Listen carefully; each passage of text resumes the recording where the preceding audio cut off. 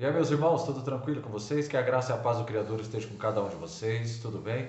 Estamos aqui para fazer mais um vídeo em rápidas palavras, aí um vídeo bem rápido, mas bem didático e bem esclarecedor, com dúvidas que eu tenho certeza que muitos amigos, muitas pessoas têm.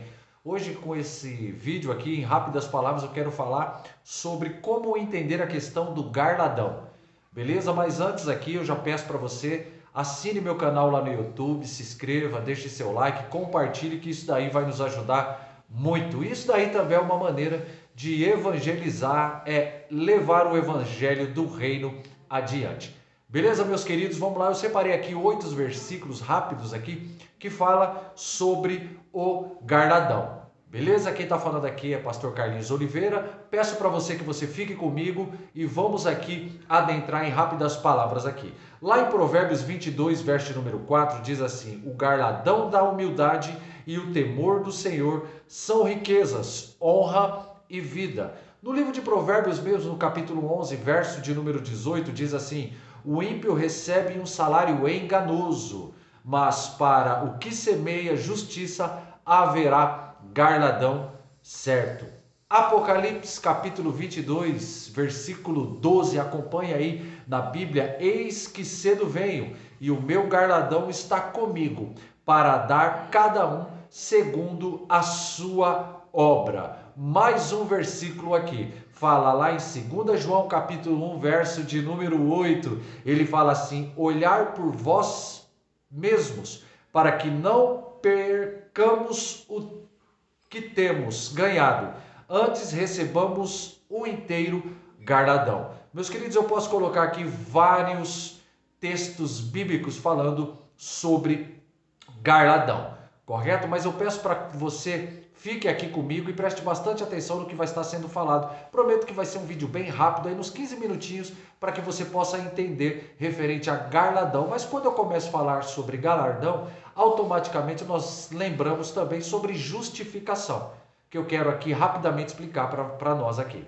Então, essa justificação com garladão, vamos entender. A justificação, irmãos, é um ato que é executado totalmente por Deus, certo? É um ato jurídico em que Deus nos imputa a justiça do seu Filho Jesus Cristo, certo? Então, justiça é essa que consiste na obediência ativa de Cristo, porque ele obedeceu todos os mandamentos, né? E obediência passiva, quando ele se deixou levar à cruz, e na cruz do Calvário ele experimentou ali todo o nosso sofrimento, aliás, todo o sofrimento causado pela culpa dos nossos pecados.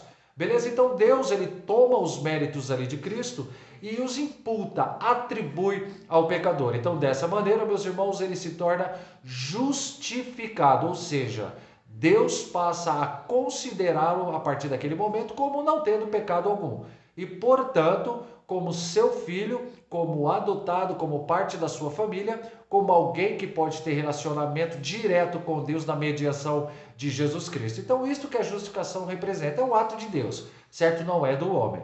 Beleza? Mas é um ato de Deus. E esse ato, meus irmãos, ocorre na nossa experiência, no momento que o Espírito de Deus, ele atua em nosso coração, e que nos leva ali, iluminados por esse Espírito, ao arrependimento e à fé. Beleza? Então estas coisas aqui, meus queridos, ocorrem simultaneamente, né? Então elas têm uma lógica entre elas que é discutida, tá? É uma sequência lógica discutida entre estudiosos, que essa sequência é mais ou menos essas aí, né? Que o Espírito de Deus nos regenera. Ao fazer isso, nós nos convertemos, nos arrependemos e voltamos ali para Deus em fé e somos justificados por Deus.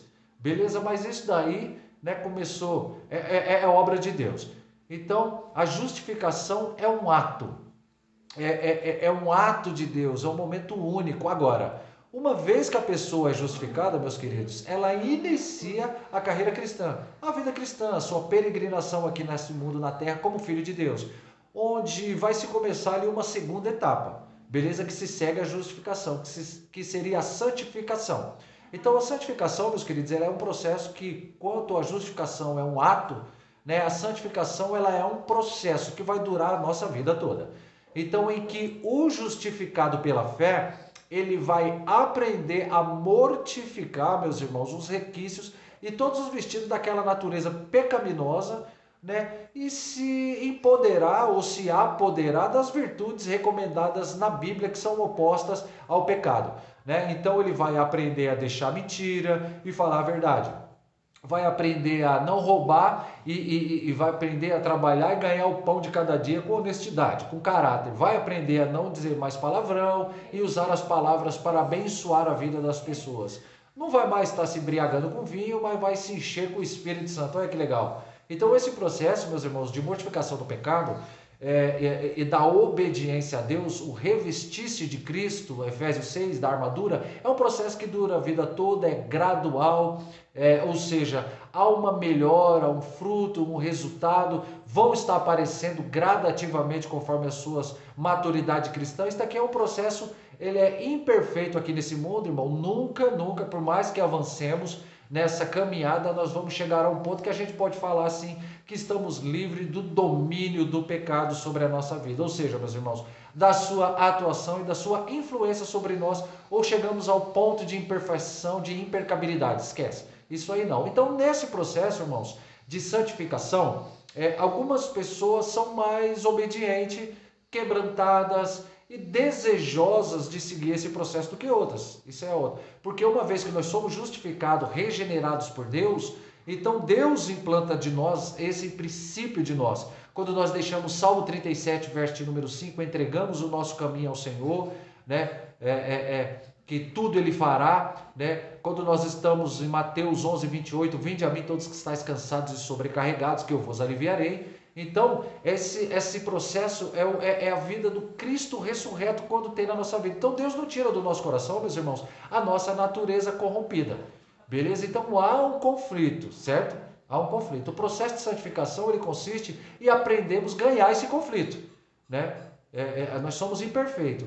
Então, o que acontece, meus irmãos? Algumas pessoas, elas, pela graça de Deus, pela misericórdia, todos nós, vamos dizer assim, conseguimos vencer o pecado, nos libertar de determinados vícios. De algumas pessoas, elas reagem mais e melhor aos estímulos do Espírito Santo na sua vida, certo? Então elas são mais abnegadas, são mais dedicadas, são mais dispostas a servir a Deus, dispostas a renunciar a si mesmo e aos confortos de segurança desse mundo para fazer a vontade de Deus. Algumas chegam ao ponto de dar a sua própria vida pela pregação do Evangelho, pelo testemunho cristão, a renunciar a privilégios, entre bens materiais, para poder honrar Jesus Cristo por essas coisas que estão opostas a outras. Então essas pessoas, irmãos, que avançaram mais nesse processo evolutivo de santificação, então que renunciaram, se sacrificaram pelo reino de Deus, a essas aí Deus promete uma recompensa, que na Bíblia é chamada de galardão. Então,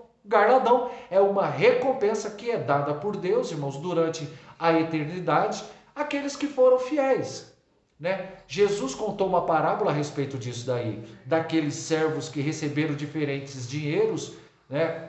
Uns utilizaram de uma forma diferente, com resultados diferentes, e finalmente aquele que havia produzido mais foi reconhecido, foi dado a ele uma porção privilegiada maior. A gente não sabe, irmãos, qual vai ser essa recompensa, esse galardão. A Bíblia não é clara para falar sobre isso. Quando fala sobre isso no livro de Apocalipse, fala de uma forma velada. Jesus diz que daria uma pedrinha branca, que ele ia vestir de vestiduras brancas, que daria um novo nome, que se sentaria à sua direita, enfim. A gente não tem muitas certezas assim que representa. A gente sabe que é algo bom, né? Mas é interessante a gente receber o galardão, é colocado na Bíblia como um estímulo para nós, para a gente se santificar, buscar a Deus, lutar contra o pecado, servir a Deus. O tempo todo a Bíblia fala, olha assim, ó, se você for fiel, se você fizer a vontade de Deus, Deus haverá de recompensá-lo.